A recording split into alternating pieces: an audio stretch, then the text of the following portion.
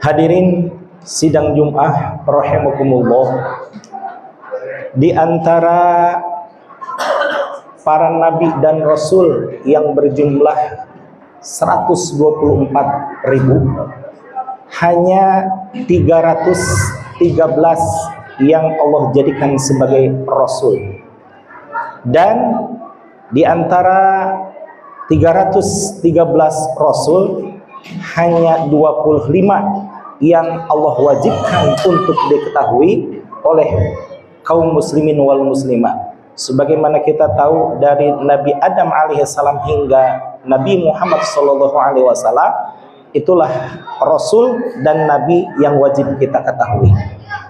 Dan di antara 25 nabi dan rasul yang dijadikan sebagai ulul azmi, yaitu para nabi yang mendapatkan kehormatan, memiliki rasa sabar yang sangat tinggi, hanyalah 5, yaitu Nabi Muhammad sallallahu alaihi wasallam, kemudian Nabi Ibrahim alaihissalam, kemudian Nabi Musa alaihissalam, kemudian Nabi Isa alaihissalam, dan Nabi Nuh alaihissalam.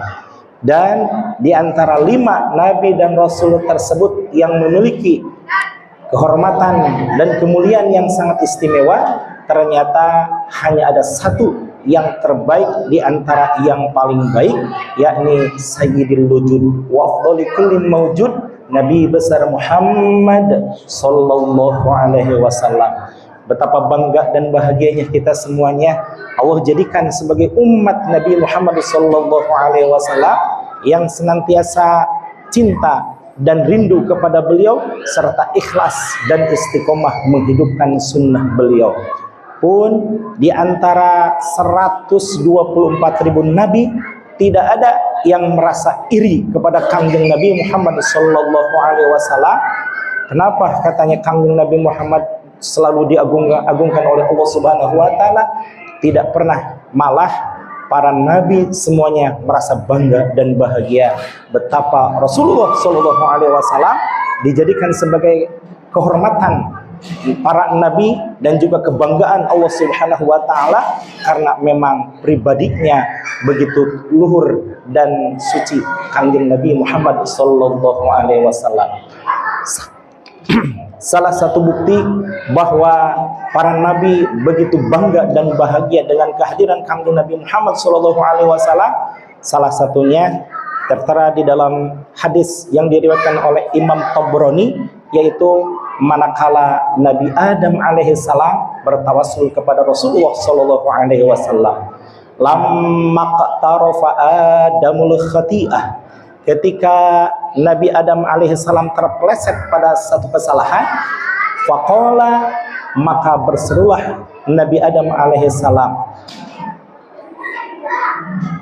ya Rabbu inni, ya Rabbu bihaqqi Muhammadin Allah ghafartali.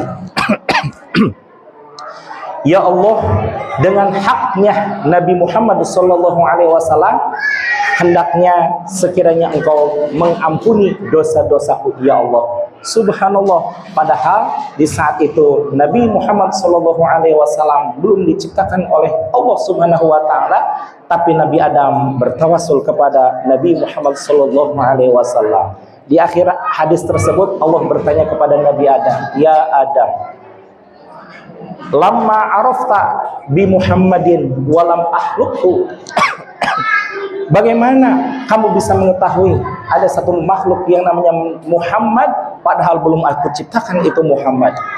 Ya Rabbu, kata Nabi Adam alaihissalam, lamma khalaqtani, ketika Engkau menciptakanku, rafa'tu ra'si, aku mendongakkan kepala, wa ra'aitu fi qawa'imil arsy asyhadu alla ilaha illallah wa asyhadu anna Muhammadar Rasulullah. Ketika Engkau ciptakan ya Allah, aku dongakkan kepala dan aku melihat di tiang-tiang arsy tertulis kalimat la ilaha illallah Muhammadur Rasulullah sallallahu alaihi wasallam, maka tidaklah mungkin ada nama yang bersanding dengan engkau kecuali nama itu yang sangat engkau cintai. Sadaqta ya Adam, betul wahai Adam, kata Allah Subhanahu wa taala. Kemudian di dalam surah tafsir, di dalam tafsir surah Yasin ada satu kisah yang betapa membanggakan kita sekalian. Ketika Allah menceritakan kepada Nabi Musa alaihissalam tentang satu umat yang betapa sangat cinta kepada nabinya dan nabinya cinta terhadap umatnya. Kemudian Nabi Musa alaihissalam berkata kepada Allah, ya Rob, jadikan aku nabinya orang tersebut, umat tersebut. Kata Allah, tidak bisa wahai Musa, engkau sudah menjadi nabi bagi Bani Israel, tidak mungkin aku ciptakan lagi bagi umat yang lain. Kemudian Nabi Musa pun masih tetap berdoa kepada Allah Subhanahu wa taala, ya Rabbu, kalau seandainya aku tidak bisa menjadi nabi umat tersebut, maka jadikan aku umatnya nabi tersebut. Kata Nabi Musa alaihissalam. Kata Allah, tidak mungkin wahai Musa, engkau sudah aku ciptakan sebagai nabi, maka aku tidak mungkin untuk merendahkan derajatmu kembali menjadi suatu umat.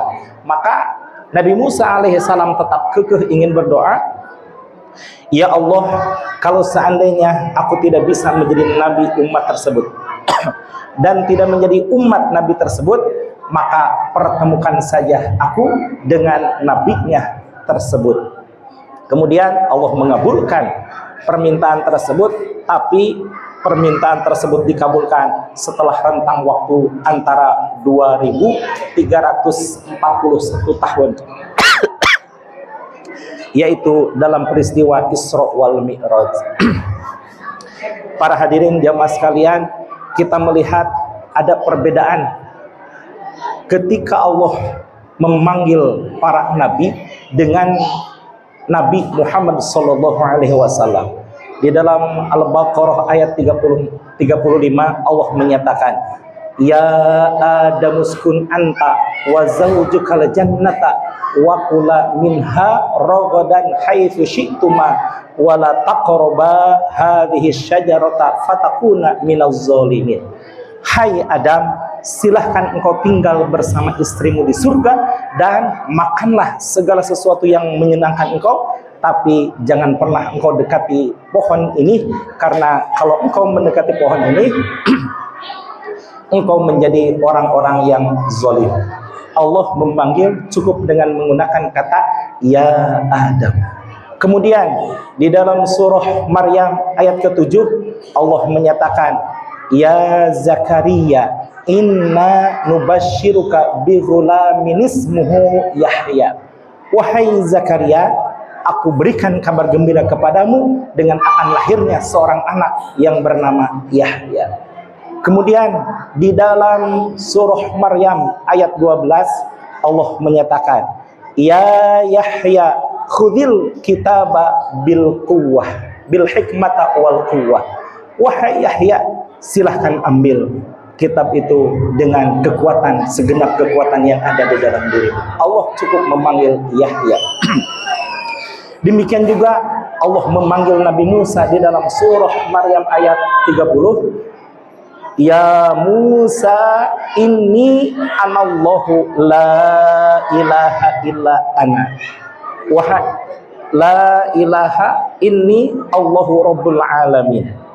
Wahai Musa, sesungguhnya aku adalah Rob, Tuhan semesta alam. Kemudian ketika memanggil Nabi Isa alaihissalam, Allah pun cukup dengan menyatakan, ya Isa bin Maryam, wahai Isa putra Maryam. Subhanallah, hampir semuanya ketika memanggil nama-nama para nabi cukup dengan memanggil namanya saja. Tapi berbeda dengan ketika memanggil Nabi Muhammad sallallahu alaihi wasallam, Allah menggunakan kalimat ya ayyuhan nabi kul liman fi aidikum. Di dalam surah Az-Zukhruf ayat 70 Allah menyatakan, wahai Kangjeng Nabi, katakanlah kepada orang-orang yang berada di dalam tawananmu. Kemudian di dalam surah Al-Mu'minun Allah menyatakan, ya ayyuhar rusul kulu mimma min thayyibat. Wahai Rasul, yang dimaksud dengan Rasul ini adalah Kangjeng Nabi Muhammad sallallahu alaihi wasallam. Kulu mimma min thayyibat, makanlah dari yang baik-baik dan yang bergizi-bergizi. Subhanallah, betapa Allah sangat memuliakan Kangjeng Nabi Muhammad sallallahu alaihi wasallam. Ini menjadi iktibar bagi kita bahwa ketika mengucapkan Kangjeng Nabi Muhammad sallallahu alaihi wasallam, hendaknya menggunakan kait awalan atau akhiran yang mengagungkan Rasulullah sallallahu alaihi wasallam. Bisa menggunakan Kangjeng Nabi Muhammad sallallahu alaihi wasallam atau Rasulullah sallallahu alaihi wasallam atau apapun kalimat yang mengungkapkan bahwa kita sangat mengagungkan Nabi Muhammad sallallahu alaihi wasallam sebagaimana Allah pun mengagungkan Nabi